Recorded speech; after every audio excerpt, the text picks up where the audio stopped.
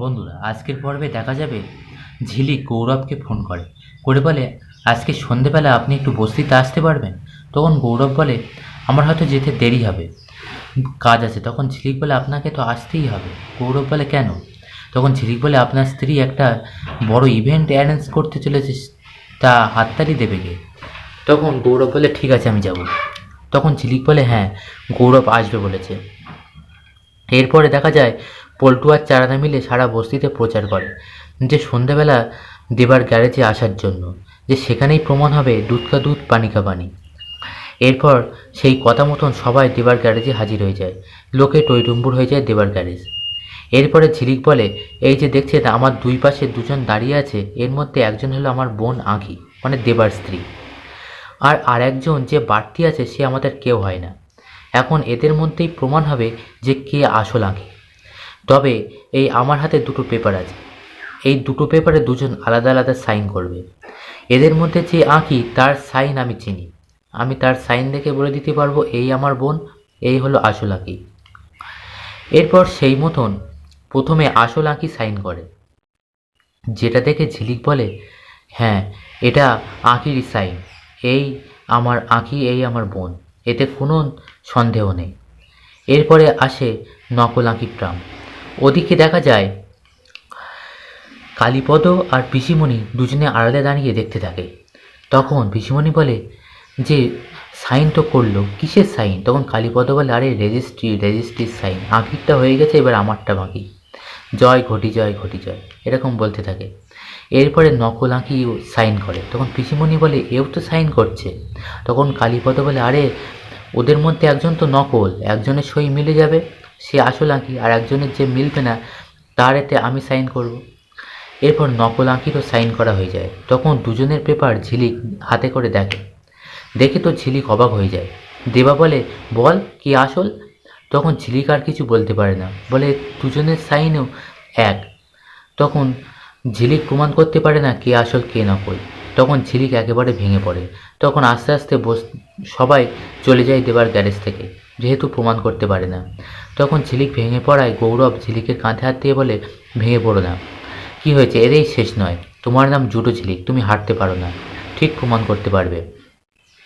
এরপর সবাই চলে গেলে ঝিলিক, দেবা আর পল্টু আর সেখানে থাকে আসল আঁকি। সবাই মিলে চিন্তায় পড়ে যায় যে কী করবে। তখন দেবা বলে যে, ঝিলিক তুই এক কাজ কর, আমি বলছি শোন, এই হলো আসল আঁকি, মানে আসল আঁকিকে দেখিয়েই দেবা বলে, এই হলো আসল আঁকি, এই আমার স্ত্রী। তখন ঝিলিক বলে, তুই এত শিওর কী করে হচ্ছিস? দিবা বলে, আমি বলছি তো এই আমার বউ, আর ওকে তুই তাড়ানোর ব্যবস্থা কর, আমি আর পারছি না। তখন ঝিলিক বলে, পারছি না বললে হবে? তুই কী করে শিওর হচ্ছিস আমাকেও একটু বোঝা, আমিও একটু বুঝি, তুই কী করে বুঝছিস সেটাই তোর বউ। তখন দেবা বলে, মানে, তো বলছে কী মানে মানে বাবা করছিস তুই, ঠিক করে বল। তখন দেবা বলে, আমি যখন ওকে জড়িয়ে ধরি তখন আমার বুকের ভিতরে ধুকভুক করে। তখন যেটা শুনে পল্টু কাশতে থাকে, চারানাও হাসতে থাকে। তখন ঝিলিক বলে, তার তার মানে? তখন দেবা বলে, হ্যাঁ, আমি যখন ওকে জড়িয়ে ধরি তখন বুকের ভিতরটা ধুকপুক করতে থাকে। তখন ঝিলিক বলে, তো এটা দিয়ে কি করে তুই প্রমাণ করবি? তখন দেবা বলে, কেন, আমি ঠিক একই রকমভাবে কেউ জড়িয়ে ধরবো, তখন বুকের ভিতরটা ধুকপুক করবে না, এটা দেখেই বোঝা যাবে। তখন ঝিলিক বলে, হ্যাঁ, তাই আমরা কি করে বুঝবো? তুই ধর একে, ওদের দুজনের সবই এক, দেখতে এক, এদের সাইনও এক, সব এক। তুই একে জড়িয়ে ধরলি ধুকপুক করলো, দেখা গেল ওকে জড়িয়ে ধরলি তখনও তোর বুকটা ধুকপুক করলো। তখন দেবা নখ কাটতে থাকে, কী করবে বুঝে উঠতে পারে না। তখন আসল আঁকি বলে, কী ভাবছো দেবা, তুমি যাও গিয়ে ওকেও জড়িয়ে ধরো, তোমার তো আর একটা বই হয় না। তখন পল্টু হাসতে থাকে। তখন দেবা বলে, এই হাসিস কেন রে? এরপর ঝিলিক বলে, আমার মাথায় একটা প্ল্যান এসেছে, ডিএনএ টেস্ট, কালকেই হবে আসল পর্দাফাঁস, ডিএনএ টেস্ট করেই আমি ধরে ফেলবো কে আসল আঁকি। সেই কথা মতন ঝিলিক চলে যায় ল্যাবে।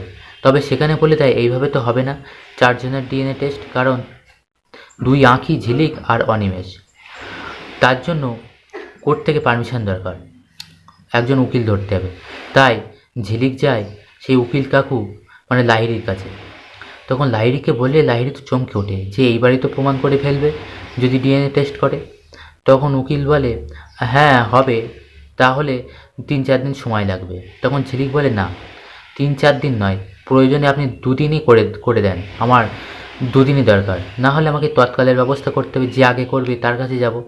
তখন এই লাহিড়ী ভাবে না, অন্য উকিলের কাছে গেলে তো প্রমাণ করে ফেলবে। তখন লাহিড়ী বলে হ্যাঁ ঠিক আছে, আমি দেখছি। বন্ধুরা, পরবর্তী পর্বে ঠিক কী হতে চলেছে জানতে চোখ রাখুন আমাদের চ্যানেলে।